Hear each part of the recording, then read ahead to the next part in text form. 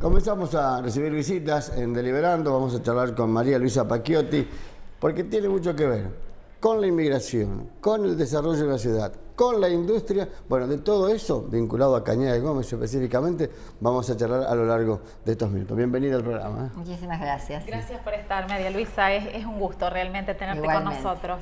¿En qué año vinieron como inmigrantes aquí a Argentina la familia Pacchiotti? Mi papá y mi tío, Antonio, vinieron en el año 47.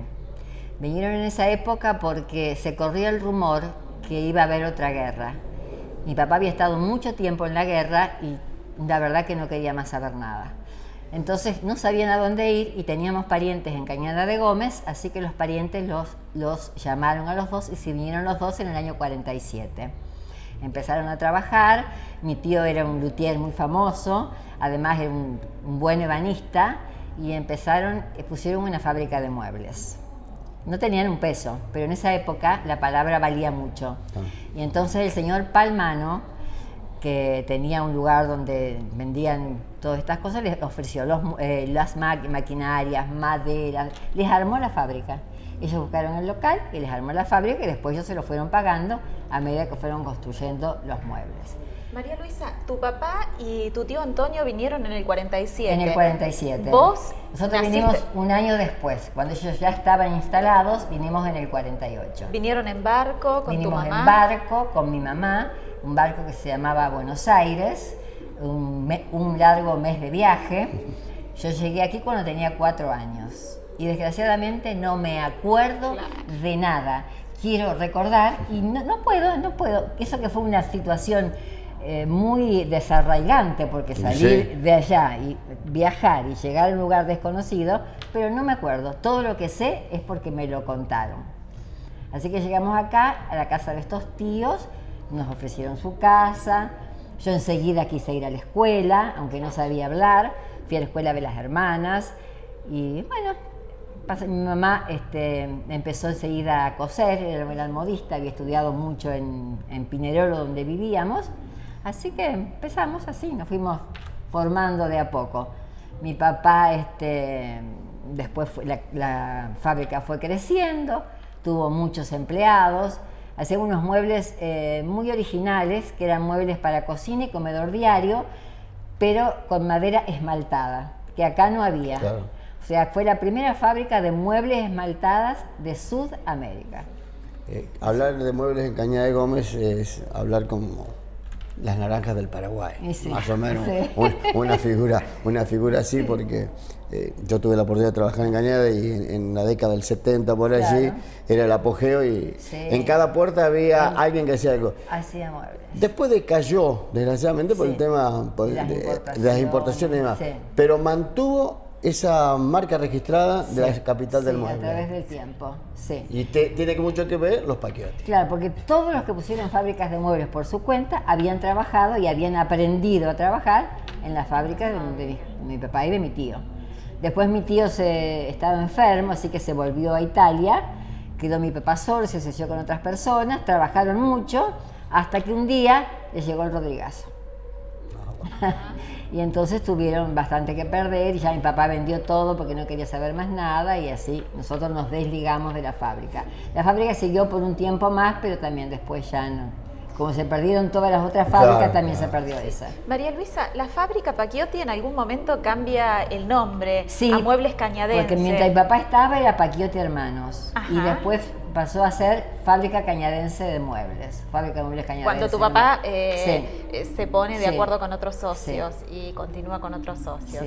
¿Dónde está ubicada la fábrica? Está ubicada en la calle Ocampo al 1600. ¿Queda algo de eso todavía?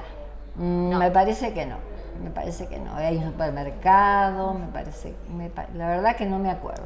De aquella década del 50, cuando ya estaba afianzada y cuando quería ir a la escuela, ¿cuál es el recuerdo que le viene más cercano? El hecho de haber dejado la tierra natal, más allá de que habían venido a hacer la América y en cierta manera podían mantenerse y alimentarse. ¿Cuál es el recuerdo que le queda de esa niñez, de esa juventud? Bueno, de mi niñez no tengo un gran recuerdo.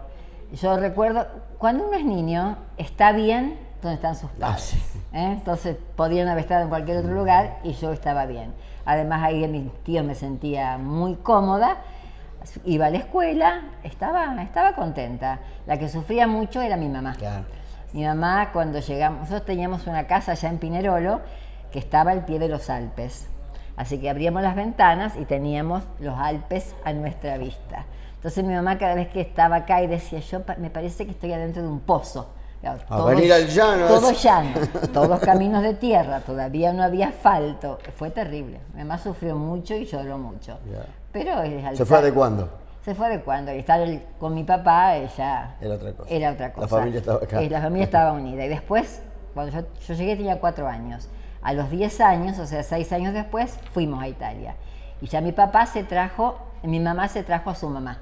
Claro. Entonces ya ahí el núcleo va siendo... Sí, empezamos a cambiar. Además ellos tampoco hicieron demasiadas amistades fuera de que no sean italianos.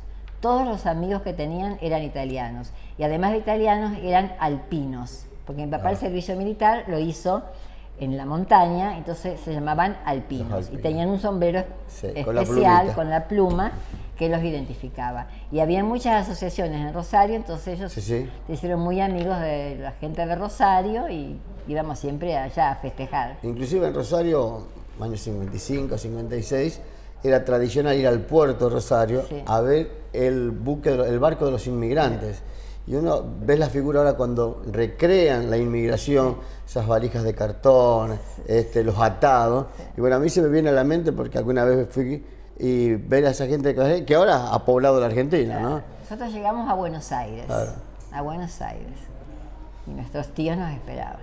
María Luisa, bueno, tu papá hace varios años que ya no está, pero ¿qué le dejó a él la guerra? ¿Qué les transmitía a ustedes? Mi papá sufrió mucho por la guerra, sufrió mucho, por eso se quiso venir, pero también tuvo sus lindos momentos. Nosotros vivíamos, la casa donde vivíamos quedaba sobre la ruta que va de Italia a Francia, quedaba bien cerquita porque estábamos cerca de los Alpes.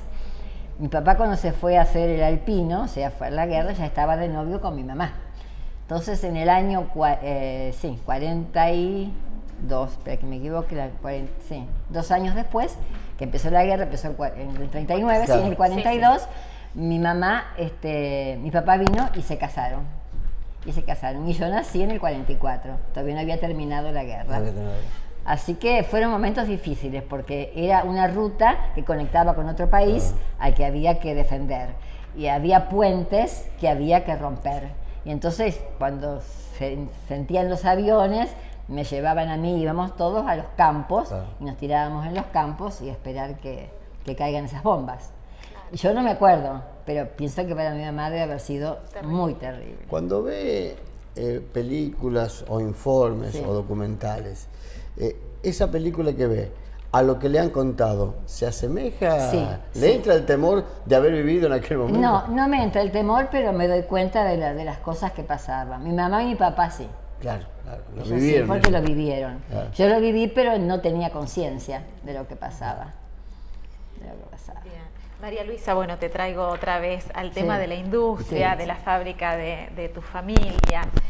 Los muebles brasileños acá empiezan a ingresar en el 79 o tal vez un par de años antes. Más o menos. Digamos, por su costo destruyeron gran parte de la industria argentina. La mayoría de la industria. Quedaron muy pocas fábricas. La calidad, de todas formas, no era la misma que la nuestra. No era la misma. Sí, una competencia desleal inclusive, porque estaban subvencionados por el Estado y todo. Muebles nuestros todavía hay ahora. Sí, todavía hay. Doy fe. Doy fe. Ustedes distribuían también muebles al interior del país. Sí, yo me acuerdo que le acompañaba siempre a mi papá, íbamos a la estación y ahí con un señor que en este momento no me acuerdo cómo se llamaba, cargábamos los muebles y mandábamos a todos lados. ¿Se ha reactivado un poco en los últimos 10 años, digamos, con el crecimiento de algunas empresas? Sí, yo pienso, ¿se ha reforzado? Sí, yo pienso que sí. Por lo menos. Y se sigue manteniendo el nivel de calidad. El nivel de calidad se sigue manteniendo. Ya no hay tantas fábricas. Las que quedaron son buenas fábricas, de buenos muebles. María Luisa, bueno, y con respecto a los inmigrantes que están en Cañada de Gómez, ya no hay muchos, pero, pero todos los años la gestión municipal les hace un pequeño homenaje, ¿no? Sí, siempre nos invita. Yo la llevo siempre a mi mamá, que está en silla de ruedas, ya tiene 95 años. Así que ella va y está contenta y le gusta, pero quedamos muy pocos. Quedan muy pocos. Es devolverle un poco lo que hicieron. Claro. No va a alcanzar nunca, pero bueno, es un reconocimiento. Claro. Reconocimiento, pero quedamos pocos. María Luisa, es más que interesante tu aporte aquí a nuestro programa y la verdad que tenemos muchísimo por preguntarte. Seguramente, sí, tenemos mucho para hablar. Tenés una historia de vida muy rica, además has sido una docente muy reconocida en Cañada de Gómez. Ya estás jubilada hace algunos años y bueno, la verdad que una experiencia de vida increíble. Y ya los chicos del colegio siempre me llamaban las maestras, los dos más grandes, para que yo les fuera a contar, así que siempre iba y contaba mis historias. ¿Qué parte de la historia de Cañada? Sí, qué parte de la historia de Cañada, sí. Y cuando llegaron, por ejemplo, mi papá y mi mamá, nosotros mi papá tenía pensado irse a Villa María, a Río Cuarto. No sé, yo nunca supe por qué no se fueron a Río Cuarto, pero los tíos que los fueron a buscar quedaron tan encantados con ellos porque eran divertidos, tocaban la guitarra, tocaban el saxo, cantaban. Mi papá era un tenor, tenía una voz espectacular. Y entonces los llevaban al campo, los llevaban a todos lados para hacerlos cantar. Y entonces se encariñaron tanto que no los dejaron ir. Se quedaron ahí. Se quedaron acá. De tal palo, tal astilla. También vos tenés dotes artísticos, pero eso lo vamos a hablar en otro programa. En otro momento. Gracias, María Luisa. Gracias, de nada, gracias a ustedes. Nos vamos a una muy breve pausa y enseguida retomamos con más Deliberando.